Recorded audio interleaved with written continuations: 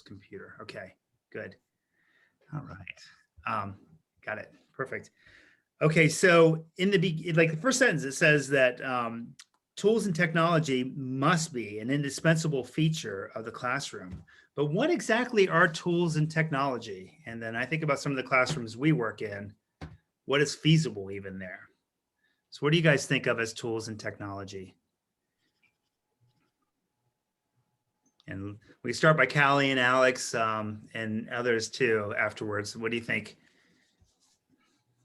Alex? So I guess when I first was reading the initial part of it, the thing that jumped out to me as being more, I guess, realistic for the context that we tend to work in Guatemala is like manipulatives, like tools that are used to represent the math in the process, which doesn't necessarily mean like a smartboard or a computer or even a smartphone. It's just like the manipulatives that can be something super basic, like little rocks or sticks, or something that is more bottle caps, things that we tend to see in the classrooms that are tools, but maybe not tools in the context of more of a technology based math classroom. Yeah. Yeah. What do you think? Do you have anything to add to that, Callie? Not necessarily. I have some pretty strong opinions about the use of technology, and I appreciated a lot of the things that this section of the book said. I think we can probably, I don't have to start with that. I think that we can get into it, but just recognizing that there's so many possible things that can serve as tools and technology in the classroom, and that it's really limitless, but that it needs to be purposeful, I think is a key, that it's not just like anything could be a math tool, but what counts as a purposeful math tool. Yes, I love that. This is you guys, for those of you who are just enjoying the first session, this is why I almost never need to go through the questions specifically, because you guys are always thinking about this at a very deep level. Heidi, what do you think? Or Sheila or someone, what do you, tell me like some of the tools and technology that you think of. And then from your experience in the places we work, what's their application? I mean, I think, we like to think of them as like the manipulatives that we have, maybe here in the US, but as, both Callie and Alex are saying, it is that like, what do you have in context and what can be used there? And I think the ultimate thing is, how do we make mathematical meaning with those tools versus just like having them present. And I think that's a piece of it. I think, the technology piece right now, everything is being run that way here in the US, more or less, even if you're in person, you're sitting in front of a computer. Yes. But that's not the context everywhere else. So I think that how we incorporate and how we use that purposefully is a big discussion. I think just in general right now, like how are we using technology to further math discourse, or are they just watching a video that's a lecture? Right. Yes, exactly. I have a question that I would be interested to hear what other people think is, if technology has to be an electronic. Yes, well, what do you think? I of course have lots of opinions about this. You're here. Since I'm using computer technology at a fairly high level all the time. And so a question is, well, what do you get for that you don't get from the non-electronic technology? But to answer Callie's question directly, I totally agree. I mean, beans, rocks, whatever those are, we could call those technology, and I think that it would fit with what's appropriate and what's possible for a particular community. On the other hand, I want to put in some props for using electronics and computer technology in appropriate ways. Like you were talking about, what's the purpose of having a video if it's a lecture of a video, or a video of a lecture? I mean, that's no better instruction. Mhm. But it's a real dilemma. And I think back to the last time Pao and I were in the Galapagos. And so part of it depends, what is it that the teachers are being asked to do? So we were with high school teachers for one thing, not elementary school teachers, but we were with high school teachers, and they had a mandate to teach about matrices. Mhm. Well, heck, you know, we did a bunch of things with matrices using dice, and when we did the Markov weather thing was entirely done with dice, but then we followed it up with technology. And I think that we can try to be inventive about how we do it, but sometimes, like in that case, they had this mandate that basically demanded stuff that we looked at and thought, this is crazy that they're being asked to do it. On the other hand, technology helped provide a way into understanding, as opposed to just here's a way to calculate stuff fast. So, I'm working with a highly resourced school in San Francisco where there's more money for, a student didn't have enough money in their family to get high speed, high bandwidth internet in their house. So the school bought it for them, that kind of thing. So they could provide that for everybody. And still, the most disadvantaged students still have crummier internet than the advantaged students. And because we're teaching remotely, it ends up making a difference. So there's this giant equity component that comes with technology, and we have to acknowledge it. And at the same time, the world is starting to move on. So where do we go for the situations where students and families have some technology, as opposed to places where really all we can afford is the dice and some blocks and things like that? If that's all we can afford, man, we got to do the best we can. But there are lots of communities where everybody has a smartphone, or at least there are lots of smartphones. And a lot of the stuff that I do with my students, you can't do on a smartphone. But oh my God, the number of things you can do on a smartphone is really astounding. Mhm. And the things that you can accomplish now that you couldn't accomplish 5 years ago is really amazing. And so, I wonder to what extent do we have to put our clients in tracks, whether, if they can get smartphones, you can get this cool stuff. And if they can, how do we use the technology that they can use without making it all about that technology? Because really it's about the math, but it would be really easy to say, oh, let's give the teachers a bunch of workshops in how to use Desmos on your smartphone in order to teach these things. And that's not the right solution either. But they really need to know how to use Desmos on their smartphones. So I don't know what the right balance is, but I am torn about all of this. Yeah, well, that was the question I felt too. And I hear two components. On the one hand, we want to use technology in a way that's consistent with good teaching practices. And I want to ask you, Heidi, to talk more about that. But then also, we want to be aware that technology can actually increase the gap between the haves and have-nots. And look, it's there. And so do we say to the people who have technology, you have a great computer and we can do this great thing with the computer and you can learn really deeply? Too bad, because the rest of the world can't? Or do we do something to compensate for that? And what might that look like? That's sort of, I think, isn't that getting to your point, Callie, a little bit? Is that something you think about? Are we truly widening the ability gap, performance gap? Yes, definitely. Mhm.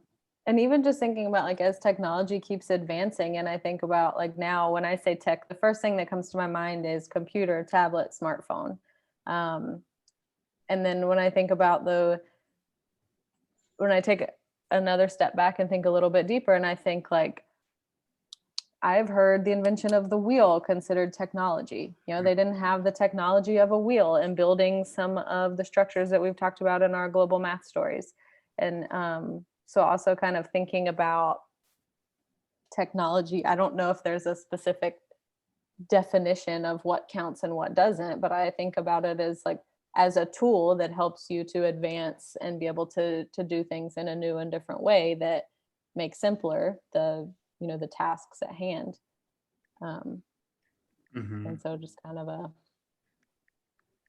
something I'm also chewing on, but yes, in getting to the haves and have-nots, and specifically like what role do we play in that in the communities that we serve.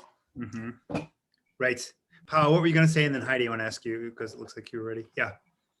Yeah, I was about to say that one of the things I highlight from the thing we read was saying that technology is a tool, and we have to see it as a tool in math, because otherwise it's not the purpose itself.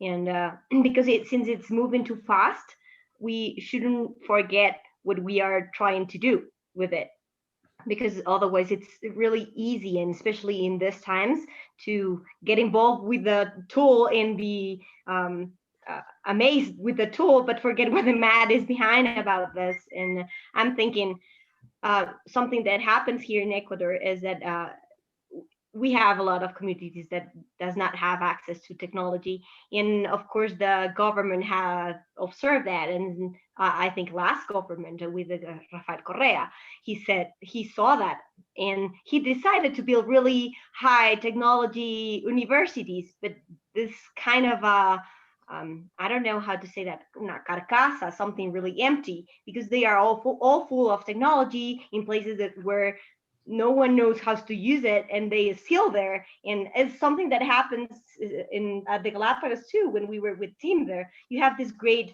do you remember, Tim, this great whiteboards that were, I don't even know how to use them, but they didn't know how to use them either. So they were just they were something beautiful on the background that were this tactile whiteboards, but none of us knew how to use them. So whenever I'm thinking on a tool, and what Kali said about purposeful, useful uses of these tools, I'm thinking seeing this Cuisinart rods using to block the door. So that's not something useful at all. So makes me think those kind of things that happens here. Right. I think that's really valuable. So as as an executive director of a nonprofit, it's great for me to be able to go, oh my gosh, we have whiteboards at all the schools we work in. Look where your money has gone. But the whiteboard actually is like, if we took that and put it in some of the schools that we've made some real changes in Guatemala, that would pull the teacher from out into the classroom back to the front of the class, because that's where all the interactions is happening with the whiteboard. And all of a sudden we've made instruction worse. So that's really critical. So I want to talk about, first of all, what are the instructional practices that are valuable, and what do we need to really remember? Because like I went to a school in Belize, Sheila, I think you've been to this school, where a company came in and did fracking in the community. And to give back to the school, they put a beautiful computer room right beside the pig pen, which is interesting. You walk through the pig pen to get to the computer room. And these kids were all sitting in front of the computer, and the teacher was just back there like, isn't this cool? And they were doing this game online. And the idea was, if you got the correct answer, it was didactic, what is 12 plus 6? And if you got the correct answer 20 times, you got to watch a cartoon. And the teacher was so proud.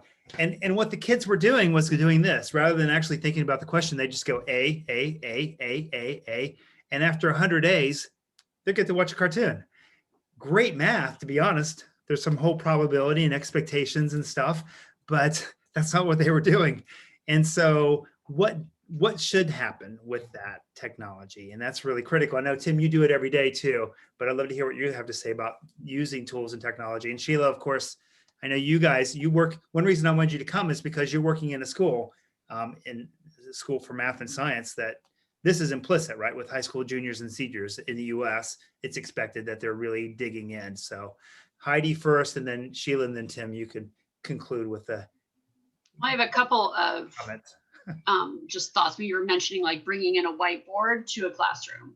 So Yeah. one of the things that I've done or attempted to do in some of the upper grades that I work with, and even the lower elementaries, is the idea of vertical white space, that it's not for me. Like that whiteboard is not for me as the teacher.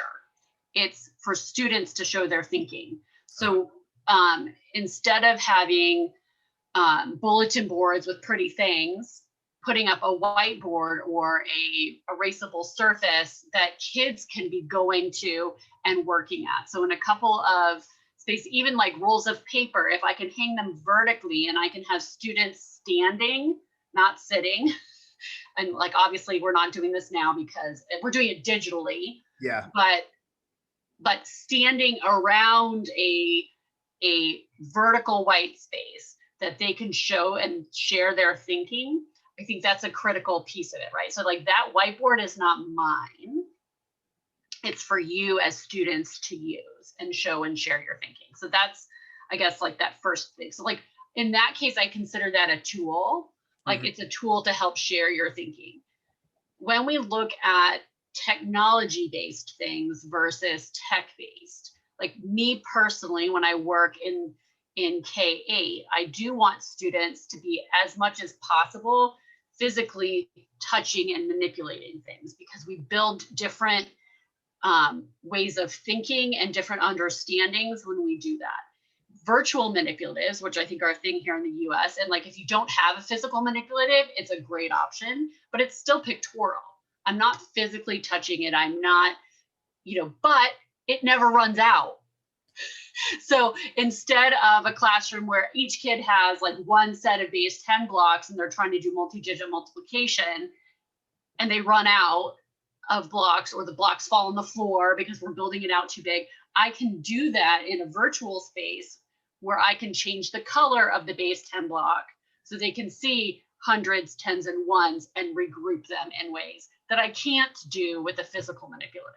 But if I haven't spent time to build it, arrays physically with whatever, pencils, rocks, bottle caps, whatever it is, I'm not going to ultimately connect to that pictorial understanding. So I think that's that piece that I go back and forth on with, as you move up the grades, I still think like I'm 46, I think, I can't remember. I'm in that range. And I still need a physical tool half the time. Like when I'm thinking through something, or when I'm like, I need to go back to, okay, like, so what is this specifically? I'm homeschooling this year because I'm a moron and that was the best option kind of at the time. And so I'm teaching a 7th and a 5th grader, right? So my 5th grader is working on the standard algorithm for multiplication. Oh, yeah. And so we're doing all the things and we're looking at the place out and we're, and it's like big, ridiculous numbers at this point. But it's just that idea of like, okay, well, let's think through what is reasonable. And like, even for myself, I had to do that yesterday. I was like, we had made a mistake in our place value. And so we were off by a power of 10. I was like, well, no, that's not right. Hold on. So, I went back out and drew it out in an area model, just like, so I could recalibrate my own thinking. So there's that. And then like with my 7th grader, we're doing circles. So we looked at some art of Sonia Delani. I'm not even going to say her name right, but she worked with circles. Like, so here's the formulas, go learn them, and then we're going to apply them to something. But instead, as our culminating, she is making a similar art project to that. And then we're going to talk about, okay, like, let's look at your area and circumference. Let's look at, you have concentric circles happening here. You've divided some of them. What is our art in math in that? And how do we think about, like, that is a tool in a technology then, right? We've used a compass, we've used a straight edge. That's a technology of a time past, but it's not, I could much quicker do it on GeoGebra or, some other technology. I could do that, but what's going to stick longer? And so that's that, like, I have the technology. We could just go straight to that, but I'm not sure it would it would stay long term. And not that that's like the most important thing, right? Like everyone is going to look up what the area of a circle is and to remind themselves which one is area and which one is circumference. You know, but and then we're gonna plug it in. But having that idea of what that ratio, like when we're doing what and how that applies, that's that challenge of how long we spend on that. That was a lot of talking. Sorry. No, that's very good though. I appreciate that. And I'm thinking about, I'd love to, I mean, Tim was part of this project. I remember one of the things I love so much about Geometer Sketchpad was you sort of had to understand the underlying rules of mathematics to construct a circle or to construct, I mean, go try to do an equilateral triangle. The only way you could make it in Geometer Sketchpad was to construct it the way you would with a compass and protractor and straight edge. But was that intentional, Tim? And can you talk a little bit about like how technology can help build knowledge if done properly?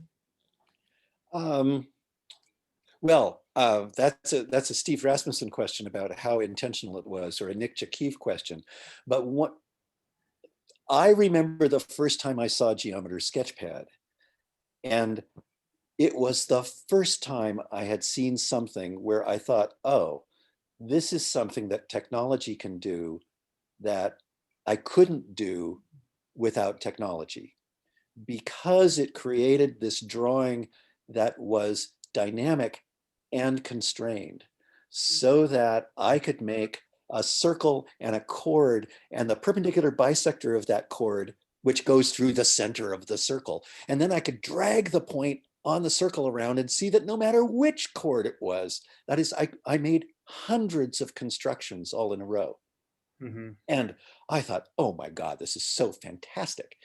And then, you know, a few days later, I was talking to somebody about this, and this is very early in Sketchpad days, and they said, but you know, what the problem of Sketchpad is that you don't really get how great Sketchpad is unless you already understand geometry. Mm-hmm. Which is, I thought, was a really interesting observation, and I'm not sure it's completely true. That is, can you get the intuition about geometry that we old guys got with our compasses and straight edges, doing this so many times? And I claim, yes, you can. Mm-hmm. I think you really could develop the kinds of intuitions that we want people to develop, and develop them faster, because it's dynamic and you're basically making hundreds of drawings from having made one. Mm-hmm.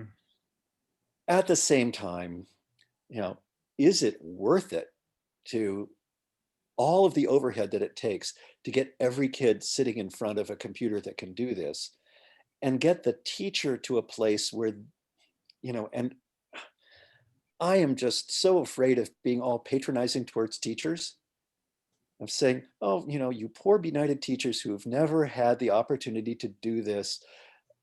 But I'm afraid that there will be this direction towards doing things very didactically, and do it this way and do it this way, and don't explore, because it's so hard to let students explore. But we want students to explore and take the time, and we don't have the time. And so there's all these barriers to getting it into this place where that level of computer technology can be a tool that the students can really use freely and use in order to, you know, enact their own ideas about things, and to explore and like make a sketch and drag stuff around and look for what is the thing that does not change, mm-hmm. which is this sort of beautiful looking for the constants, looking for the things that don't change when you change everything else.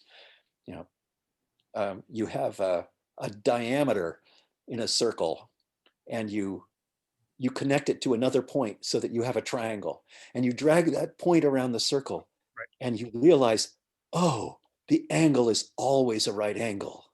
You know, that's a beautiful thing, and you don't have to teach that to somebody. They can discover it. Mm-hmm. But is that beauty worth getting that, you know, getting the computer lab next to the pig pen and having this teacher in the back going like this? And it's just a really hard problem. Yeah. So I don't know if that answers your question, but Well, I think it does, and it adds more questions. Yeah. Heidi, were you going to Yeah, say? I mean, I want to hear from you. Yeah. question then is like, like, can we do that with a stick in sand and a rope that draws Right. the circle? Like, Yeah, so yeah. it is that, but like, do I see that in the same way? Like, I can't 3D take that then and look, but Yeah. So, do I get it the same? yeah, Like, I don't know. And and I, if we carry that brilliant idea out a little bit and say what could possibly go wrong, it's like, okay, so you got a rope and you make a loop of rope and you got sand and you got a couple sticks. Yeah. So you put a couple sticks in the sand, but they have to be the right distance apart Right. in order for this to happen. Otherwise, you get an ellipse. Yes. Right? Oh, but that's a whole different investigation. Isn't that great? We can put them at different things and do the ellipse and figure out how far apart they have to be in order to make it a circle. And then you do, how are we going to tell the teacher how to do this? Right. But yeah, so these are very much the things I think. Wouldn't it be great to figure out what you can do with sticks and a rope in the sand? And then what are all the other things that are the equivalent of 2 sticks and a rope in the sand that help us look at the world around us and start to see the geometry in it, or start to see the mathematics and the rest of math that are there. I think about Alejandra Leon doing a workshop in Costa Rica, and she had this she made a gnomon, right? She made a stick that was vertical, and over the course of 20 minutes marked the end of the shadow of the stick, because we were outdoors and could start looking at, how would we know when it was noon? Mm-hmm. So find solar noon when the shadow was shortest. Mm-hmm. And how would you know when it was shortest? Well, you have to have recorded the shadows. And so we have all these great little rocks on the ground at the various places where the end of the shadow was. What a great lesson. And what of our math standards does that address? And in some ways, it's really hard to find the math standard. And on the other hand, it's exactly what I want people to be doing all the time, every day. So if I had hair to tear out, I would be tearing it out more. Right. Because it's harder. Right. I have a thought. Yes, about Paul. that. I'm thinking on the strong connections we must do as in math teachers, because I'm thinking teams lesson right now. I'm on it. I'm playing in my head with those stones and with this sand, and I'm thinking the powerful connections we must do between moving from electronic technology, because it's precise. You can have the right answer. You won't have this error that you will have when measuring actually, but you need to explore it with your hands.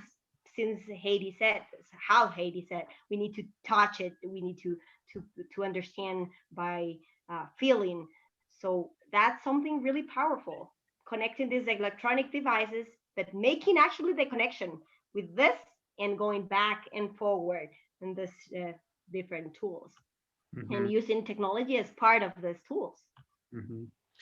Yeah, I think that's really an important point. And I think we have an opportunity, and frankly, as an organization. So I think back, if you visited Rwanda, which I want to do someday, apparently they have great electrical power now, and really good Wi-Fi, no lines up on the wall, no glom of wires that you see in Latin America and some places in the US.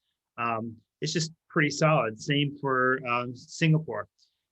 They had technology that came, those technologies came after they came in the US. But because they came after they came in the US, they were put in a more advanced and efficient way. We have the opportunity to work with teachers, because we're going to get computers in certain places at some point.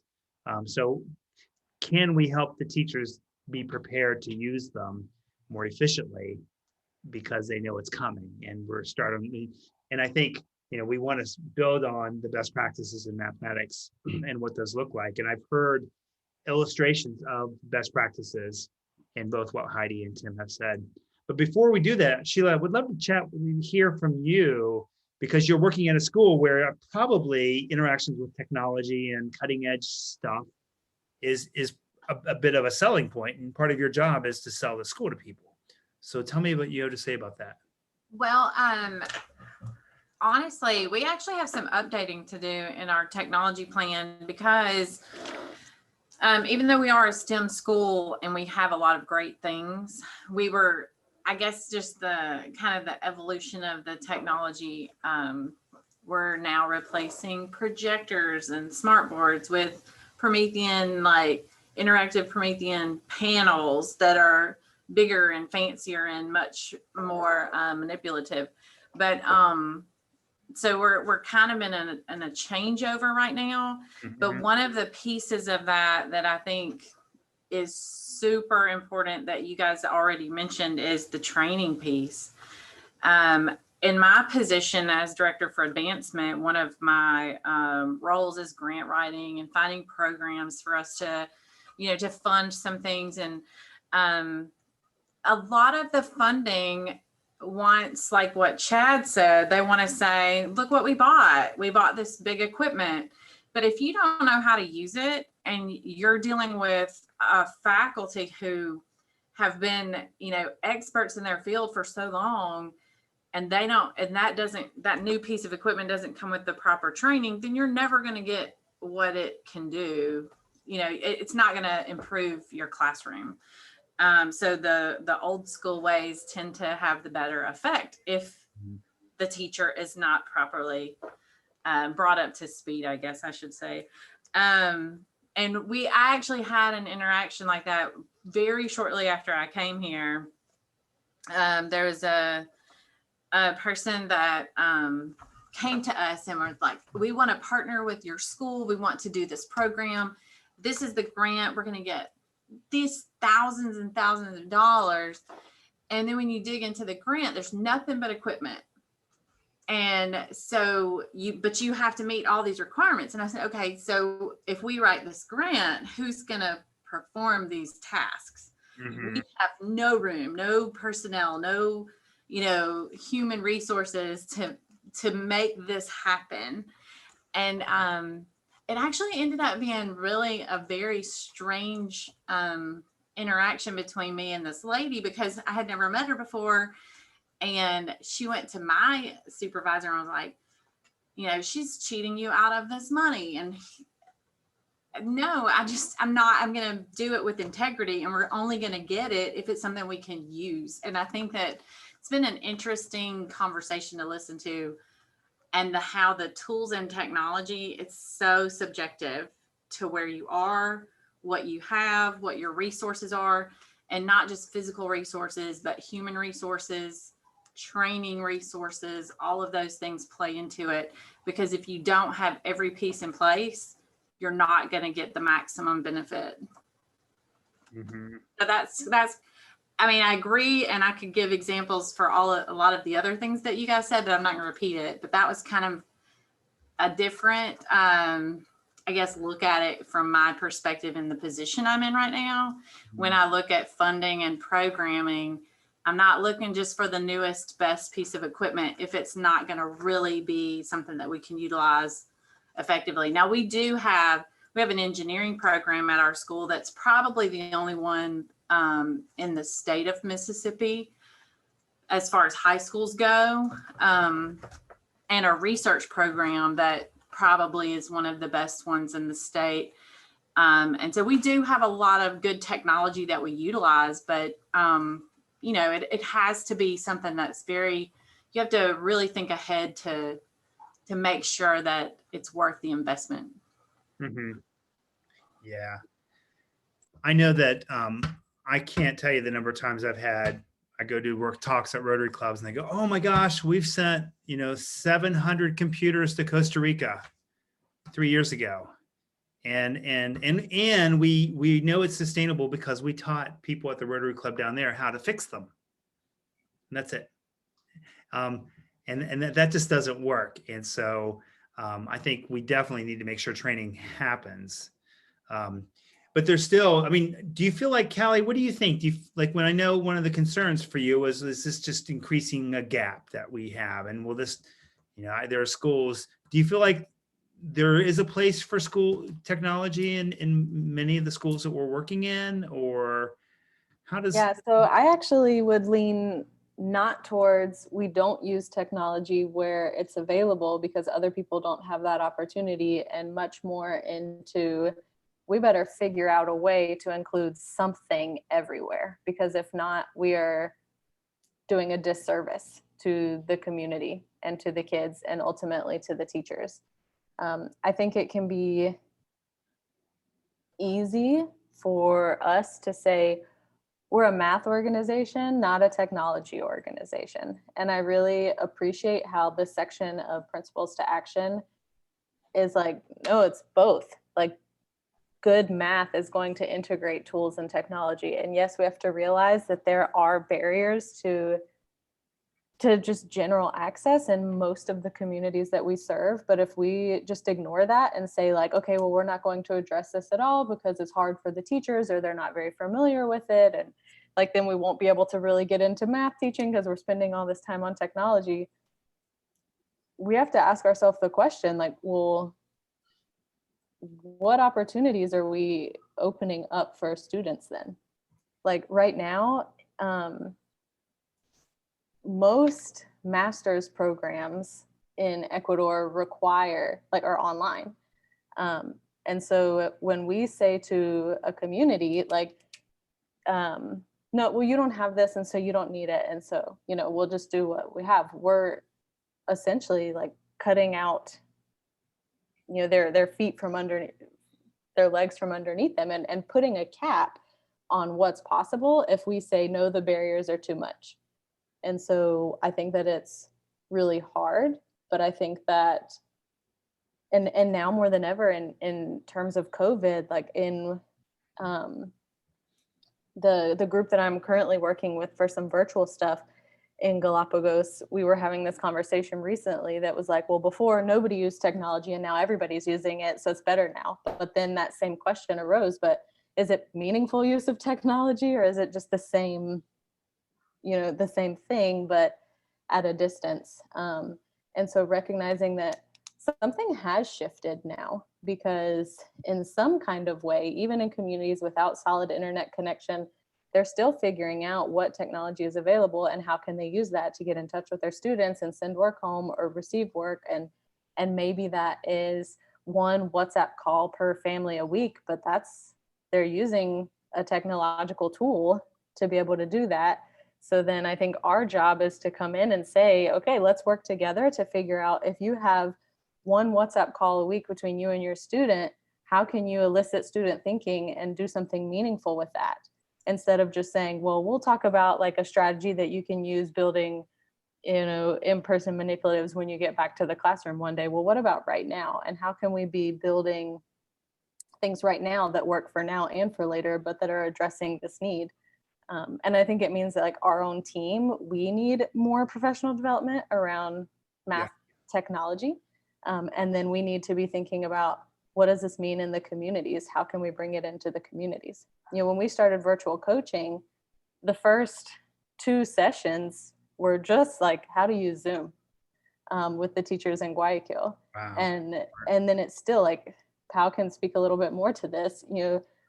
There's like a 20-minute gap before anything starts, where we're just getting used to the technology again and remembering how to do this and remember this. Like, it takes up a lot of time, but it's time worth investing, because if we're not doing that, we are placing limits on the teachers instead of supporting them to be able to use what's available. And even recognizing like, okay, I designed a cool activity for a computer, and then I realized, oh, the majority of teachers are accessing this from a smartphone, and so my chart doesn't actually show up on their like they're not going to be able to see that, and to be able to manipulate the what is it, like it was a card sort in Desmos, and realizing that even in Desmos, it's like, you need a computer for this activity. It doesn't really work on a tablet or a smartphone. And so like us recognizing what's available, what can we do, and looking for solutions rather than only the barriers. Like, yes, we have to recognize the barriers, but we can't just say, well, there's a barrier, so we'll stop here. but looking for ways to overcome that and find possible solutions or move forward in something to be able to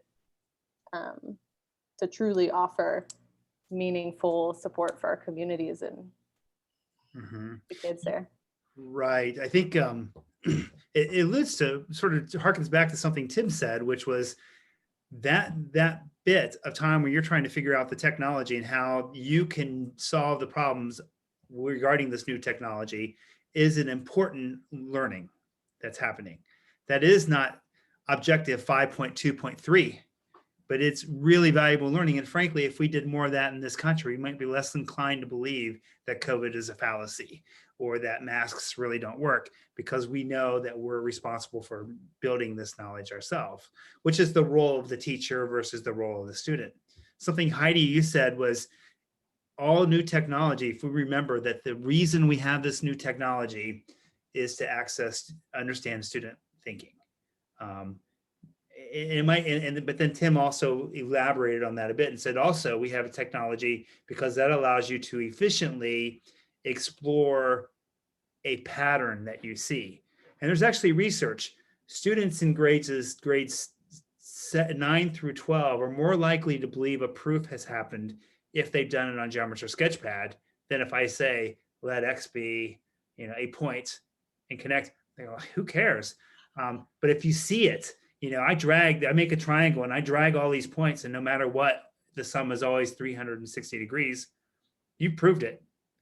And so that's a really valuable tool. So I think the starting point is to remember the role of the student and the role of the teacher, and what it means. And I want to hear your thoughts about what those roles are. So I think also the thing that Heidi was pointing out was it's really critical to have some sort of physical experience with stuff still. And virtual is valuable, but how do you make it salient? And I think you can make it salient with a really meaningful story or connection. Harken back to the family vacation. I don't have to go on the vacation again to make it concrete for me, but I've experienced it. So now all of a sudden the math problems that come from that become more concrete, and then I can explore them virtually. So I think that's something we can do. And these are all things we can do in advance of the technology arriving. And then Ali and Suhaila, we need to find partnerships where they bring technology with them. I think that's one thing. When we went to Galapagos, Tim, I think you really pushed the technology on the islands, because I remember the very first trip, I spent 2 months with Richard going, here's what Tim wants in the classroom because he's going to do this. And they made it happen for you. And I think it pushed their thinking. I'm not sure if you saw that, but. Yeah. Interesting question. I can't read. We're talking about a long time ago, and so I don't know if I can remember back that far.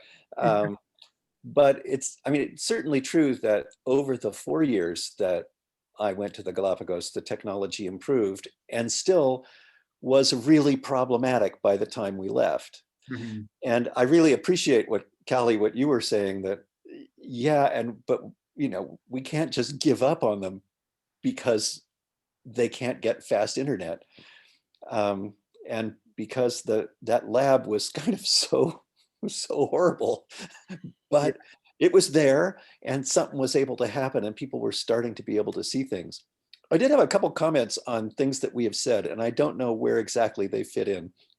But one is, so it just makes me think about, wouldn't it be interesting to teach and this is very much what we've said before, but if we could somehow have a math class for teachers that used technology in good ways, that was not directly set up to be saying, this is what you should do with your students, because then I think they might get too set on, can I do this with my students?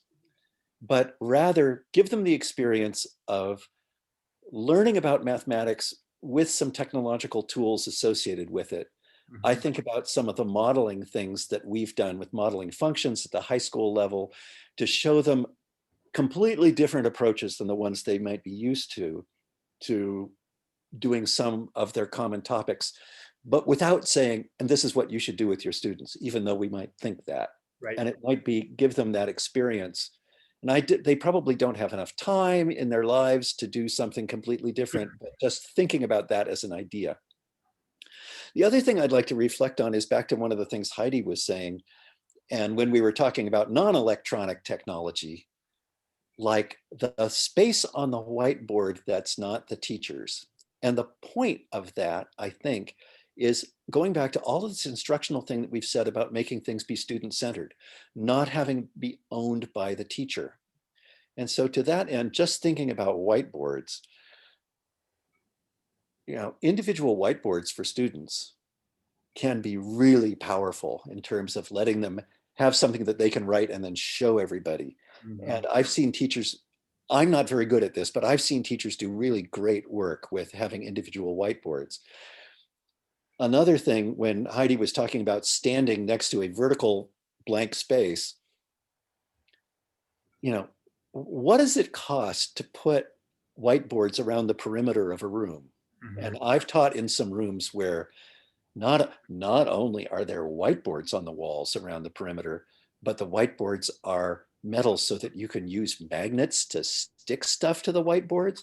I mean, it's very low tech in a way. It's kind of expensive, but oh man, being able to have, okay, everybody stand up and go around the circumference of the room and do a problem can be really wonderful, because then people can look around and see everybody's work and things like that. Now, this, of course, is when we're all in classrooms together.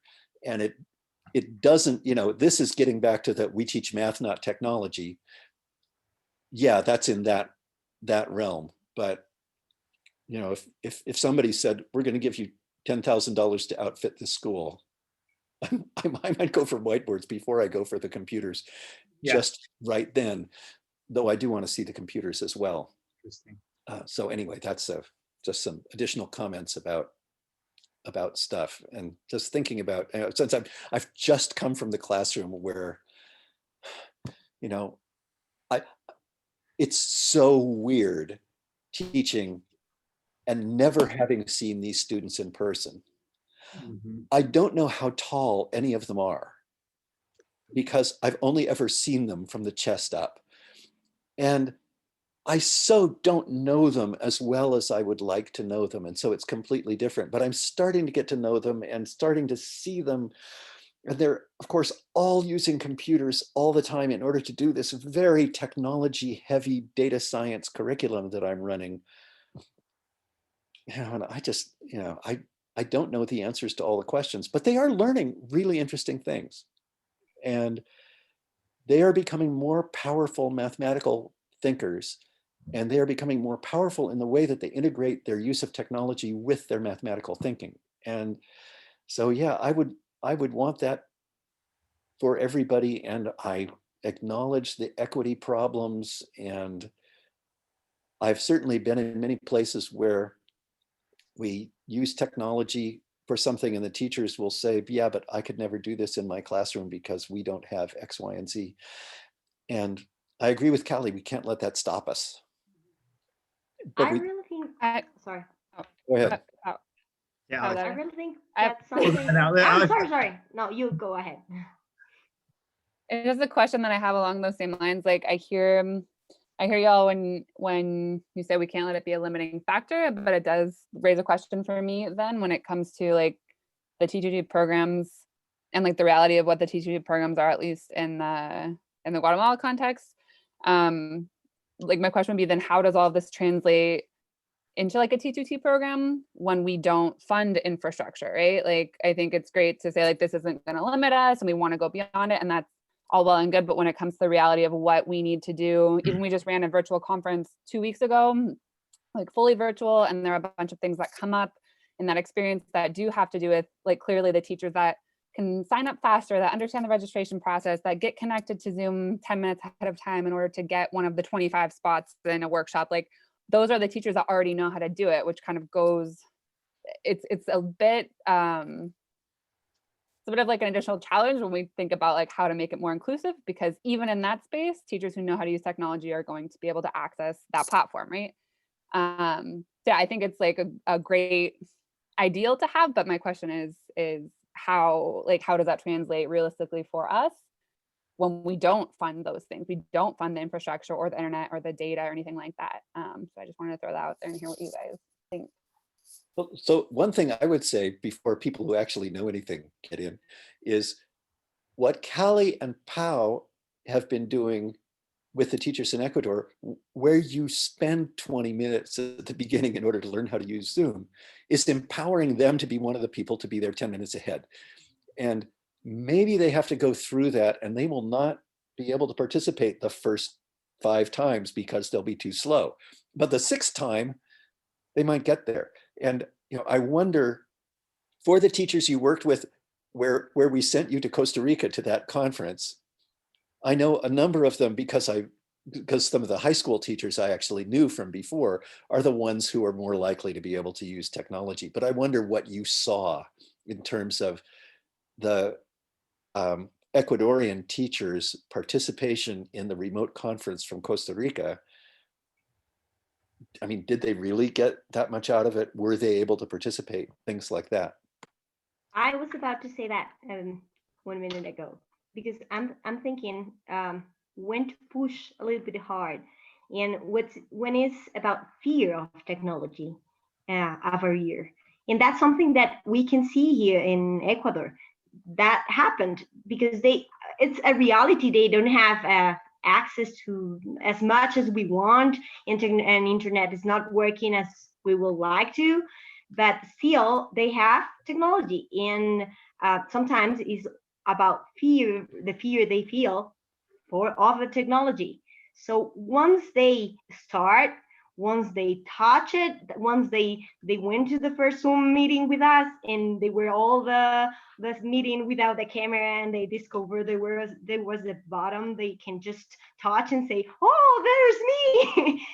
they realize they can, and after that things happen. So I really think this pandemic brought us different opportunities in technology, because they have to shift. There's a shift in their mindset. So they learn. I've been talking with Holly about this, because one of the principals in a school in Guayaquil, in a school we work, she didn't even have cell phone before, and now it's the main tool she uses to communicate with her teachers, and she's really great. And if you meet her now, you won't even imagine how Kali will describe her 1 year ago. So I really think that's something we should, as an organization, we're working with them, we should believe in them. It's something about believing that they can, knowing, recognizing what they have, but believing they can with what they have.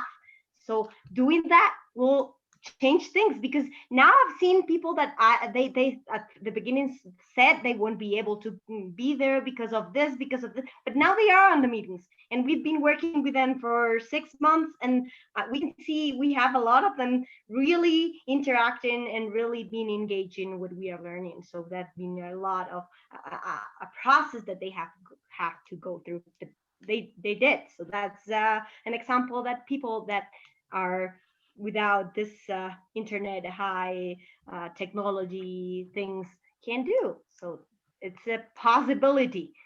I really think that. So then I wonder if we're in some sort of transitional period in which, when you are there full time, you can work with these teachers and follow up and come back and back and back. But in a T2T visit, you probably can't assume that people have these skills. And so maybe that during an actual T2T program, and we know Paula is frozen. I don't know if she can hear us, but this is the way things are, right?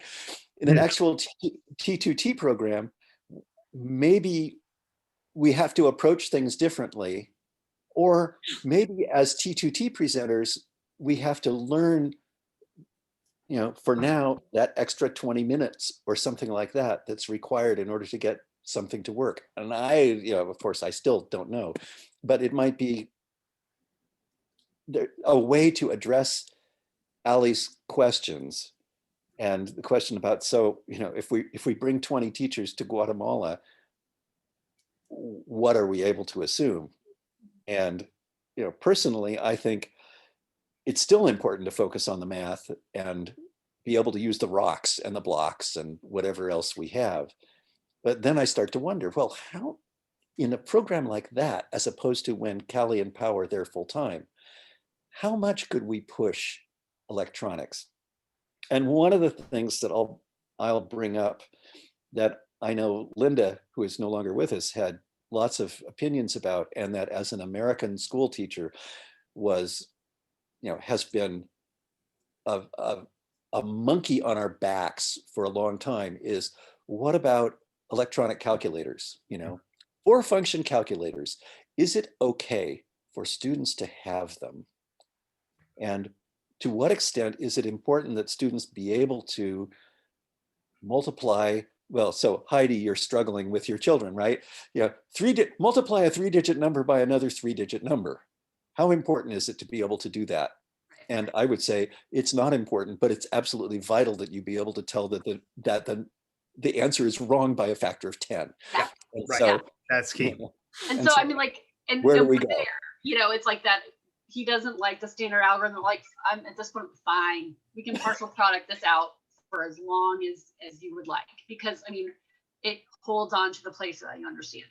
So it is that balance that I think, Sheila brought this up earlier, that personal or the people capital of things.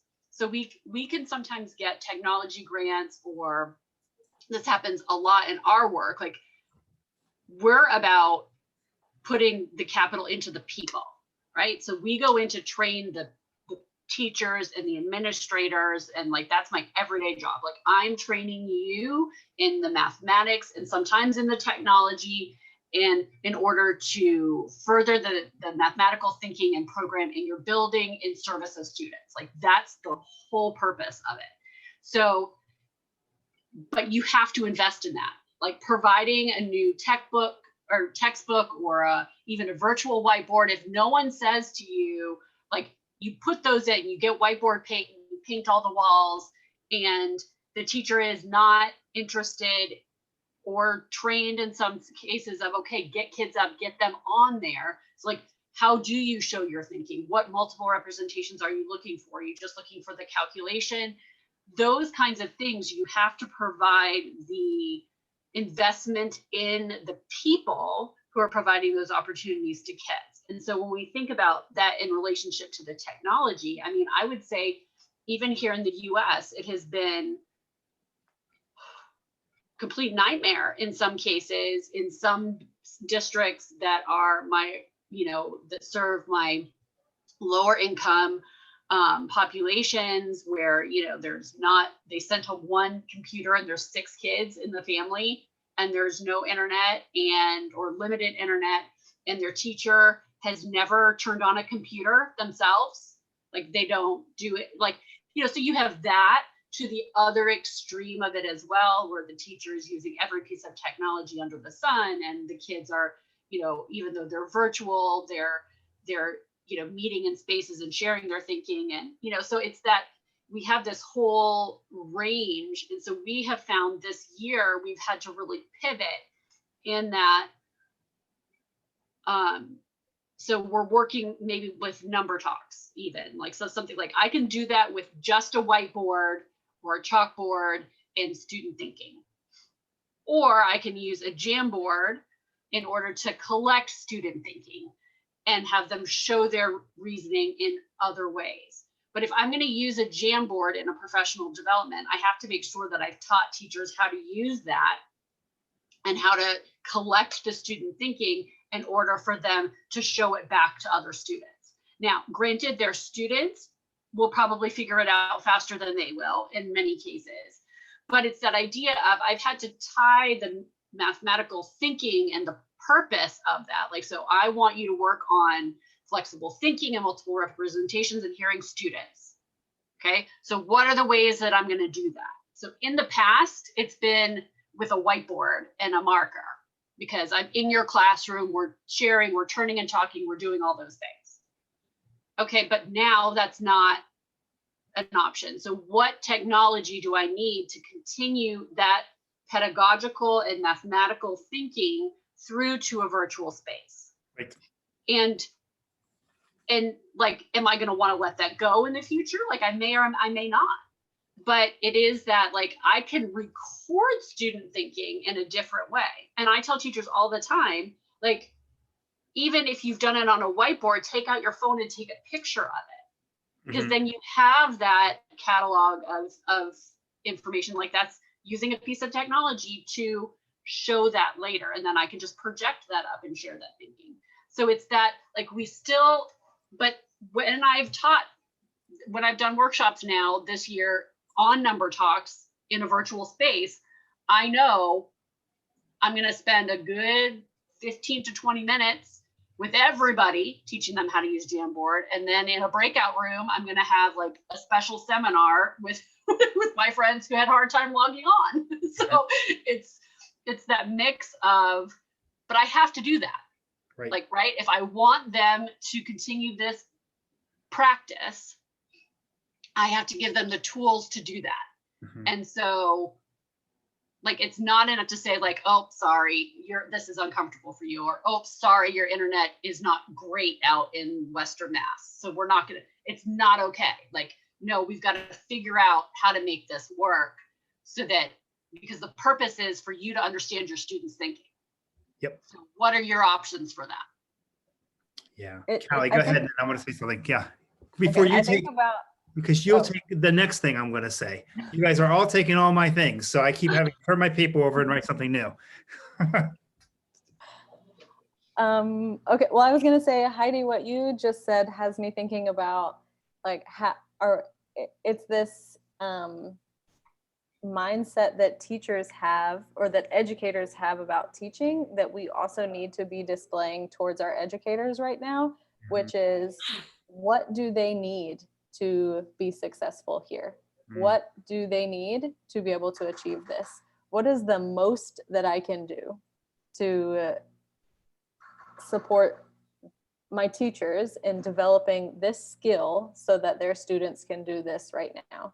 And really, pull ourselves out of this deficit mindset. Well, there's not this and there's not this and they don't have this and this is hard. Like if we stay in that, we'll be in that forever, and we can just keep spiraling down. But really moving into like, I have the power to do something. What is it? And it's my job to figure it out in my context and with my teachers and based on their specific needs. But what is it that we can do? And I think, and it does take a lot of work. It's not something that's easy. And Tim, you asked about the conference in Costa Rica, and even that was just an example. And it made me think, when we first started the Zoom workshops with teachers in Guayaquil, like there were hours also spent offline having WhatsApp conversations with teachers, like talking to a younger family member of a teacher in the 2 days a week or the 1 day a week that they could be in the house of their mother or aunt or whoever it was, to help them support who could be there in person, like figuring it out. What can we do so that you can get connected to this resource? And then, one of the teachers from that, who at the beginning had never used Zoom, didn't know how to navigate virtual platforms. And she attended a whole bunch of sessions from the conference in Costa Rica and loved it. And then I also remember that, there was, I think it was actually Sandra from Galapagos, PAL, that you spent, I don't know how long on the phone with her, helping her figure out how to get registered. Like, it just, if you want to say something about that, it takes time and investment from our parts. Yes, in the moment with the whole group, but also providing individualized supports when that whole group session wasn't enough. And it's something we have to factor in now if we want to promote equity for our educators. Yeah. Yeah. Took me a day. Day. A whole day. She couldn't even subscribe and register herself, and it took me a day, but the second day wasn't like that. So that took me a day, but the second didn't, because I taught her how to do it. No, I didn't do it for her. Right. So that's the difference. That is it. And that's a great lead into what I was thinking, what I'm thinking about. Before this call, I had a call with a coach who went to Nepal with us Interestingly, she was able to she just did a lesson for the teachers she connected with online at 1 a.m. for us. It was daytime for them. And the thing that they've been using Origo mathematics, and I'm not sure if you're familiar with them, but yeah, we are at Teachers of Teachers because we've been partnering with them, and it's all very student centered, and there's some pretty good pedagogy there. So when asking her how the teachers have shifted, they've used it Origo for 7 years and have sort of bought into the idea of this is about accessing student knowledge. So their shift to technology as a school district this year has not been that hard, not because they have better tools or better trained in technology, but because the teachers have this foundational understanding of what student learning looks like. And Paul, the reason you were able to make a difference for this teacher in Galapagos is because you taught her. You didn't do it for her. And so I think that's our first step, right? Is we're working with people who still, the belief is I need to be the source of knowledge. So we want to help change that. And that happens through workshops, face-to-face. And frankly, I think this is where we can bring in the stuff Tim talks about too. Wouldn't it be fun to do a technology workshop in Galapagos or Guatemala? I mean, Tim has done in Galapagos, in Guatemala, where we just go, we're going to do this activity. We model it because that's how the teachers buy in. And then I'm thinking also about Alex's point about what about equity and what about, how do we get to that point? And some teachers knew to sign up 20 minutes before other teachers. And is that fair? And I think because Broadway is coming back in now just a mere 7 months, the first show is scheduled for July 9th, I believe. So to quote a Broadway play, Hamilton says, what is a legacy? A legacy is planting seeds in a garden you will not see grow. And I think if we think about that, even I have a tendency to go, needs to be equal now, period. Maybe not. I need to put in place things that will be moving toward equality and equity, because I bet the next year when those teachers sign up, they're going to know to sign up 20 minutes early as well, and things will evolve. And if we provide the space for them in the acceptance, that will be really key. So those are the things I'm thinking about. What other kinds? We have like 13 minutes. Are there questions or thoughts that you all have? I want to say something. Yes. Yeah. We are talking about now technology is useful and we need to use how to use it. But also something I would like to highlight, something that Heidi said about explaining why. Because since technology is moving faster and even faster this time nowadays, maybe today we can use this boards or whatever, or Desmos, but tomorrow we don't know, maybe it won't be obsolete or something like that.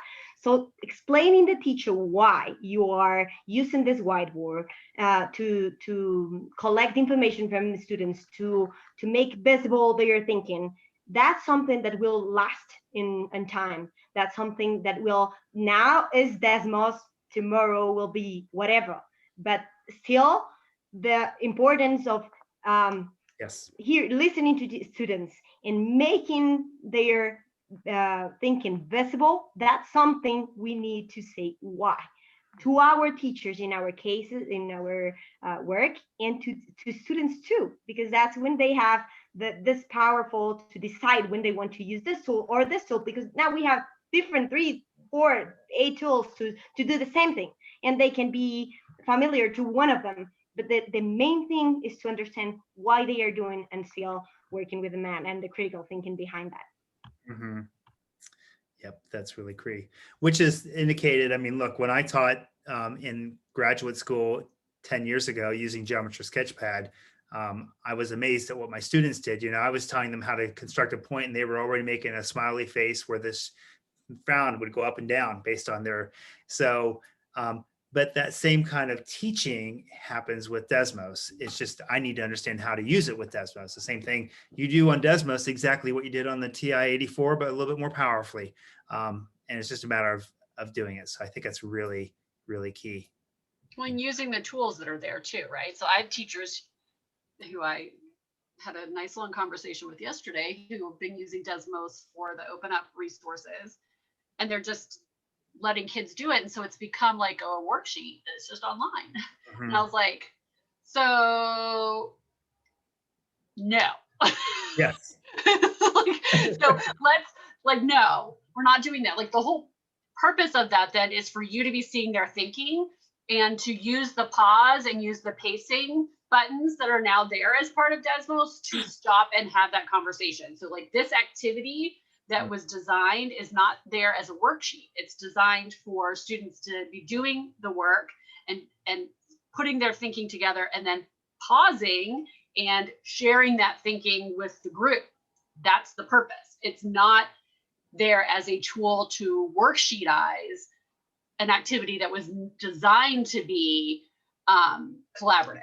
And so, you know, that happens in all the things, right? I mean, I have some teachers who are like, oh, I found the best thing. It turns any PDF into an online worksheet. No, you know, no, like, no, that's not what we're doing.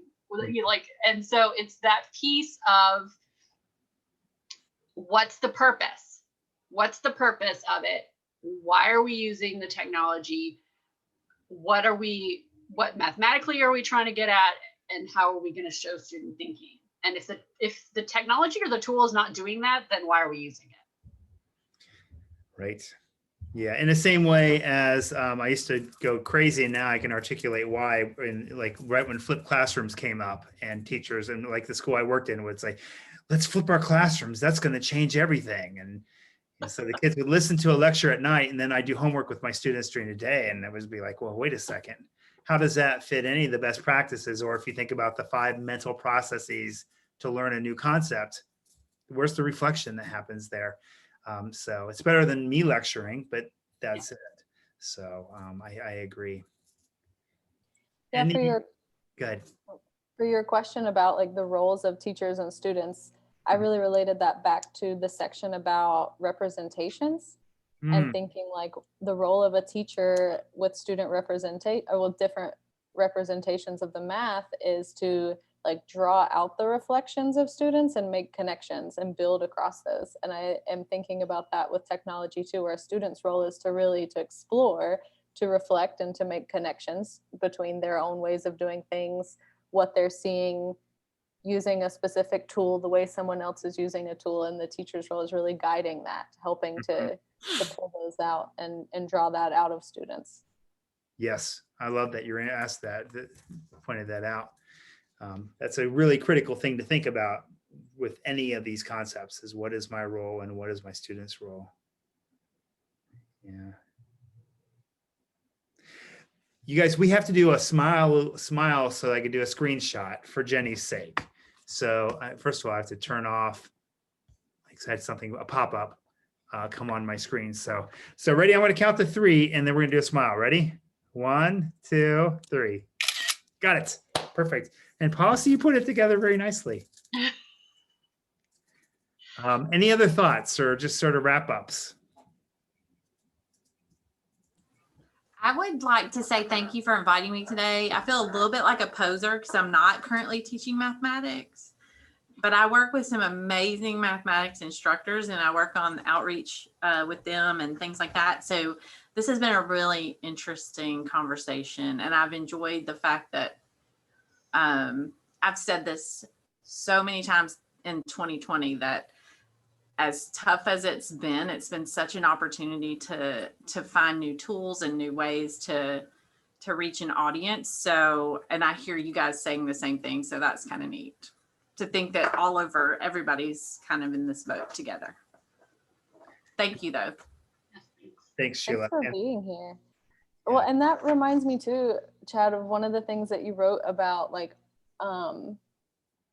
I don't remember what question it is right now, but it was something that I highlighted too in this section, is like that effective PD should also focus on enhancing teachers' abilities to use technology to collaborate with their colleagues. And that's something that we've really been able to do during the pandemic, you know, with the learning labs and bringing educators together from Ecuador and Guatemala to be in the same place and hear each other say "me too," has been something really incredible for, you know, the teachers and leaders that we work with. And then also for us, we're now collaborating in ways that we've never done, we never have had done before. And so that's also something to keep in mind, and that really fits into our theory of change as an organization, is this education community support. technology also plays a role in that. And right now, over the last year, people have looked for community more than ever. So it's been something exciting that we've been able to build, and that I think we'll be able to continue to build from as the world continues to shift, moving forward, with COVID and beyond.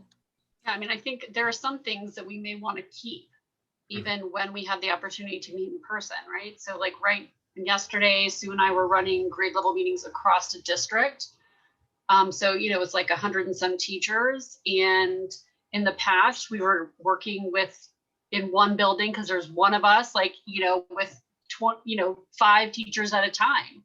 And then trying to duplicate that over and over and over again in different buildings across the district versus everybody being together, sharing an idea, and then breaking out into breakout rooms and having that across the district, across the state, across countries in your situation. Okay, so that's something we may want to continue. That's something that we may want to continue to provide. There's still only so many of you in the organization. And so, you can be one place at a time, or you can be with several teachers at a time, and then foster that community within those organizations, and and give them a lifeline. If you have one teacher teaching one grade in a one room, a couple room school, they have no one to collaborate with. Mm-hmm. That's their grade level. But if you are bringing together multiple small schools, then they do have that collegiality that you're not going to have without travel and with all of those other things. Yep, absolutely. I was challenged to do that about 4 years ago from someone from Cisco.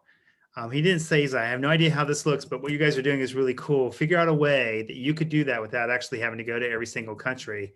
I didn't see it until I saw the work that you three, Alex, Callie, and Powell, are doing in the places you are this year. I was like, now we have it. So now I'm going to try to get the money that he's promised me 3 years ago. We'll see. Reminds me what a teacher said at the final survey that we made last, I think, 1 week ago.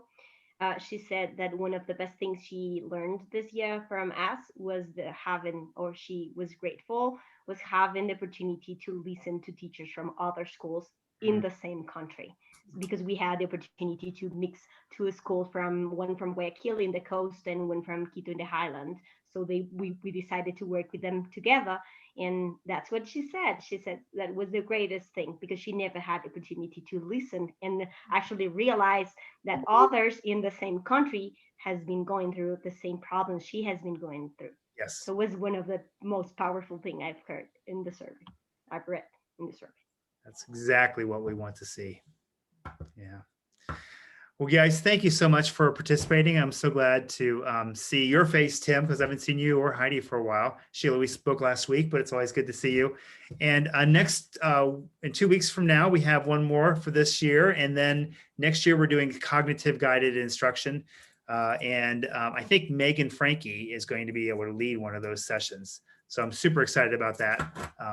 So thank you guys so much. It's so great to see everyone. Yes, it is. Yeah, great. Thank you guys. All right. Okay.